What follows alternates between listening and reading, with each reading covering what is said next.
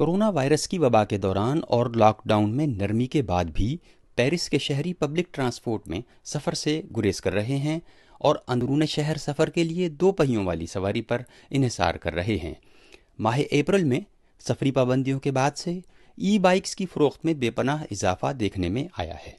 एक electric bike store के मालिक के मुताबिक For the month of May, it's true that we feel through sales figures and customer influx in the store that it has doubled or tripled compared to a normal month of May.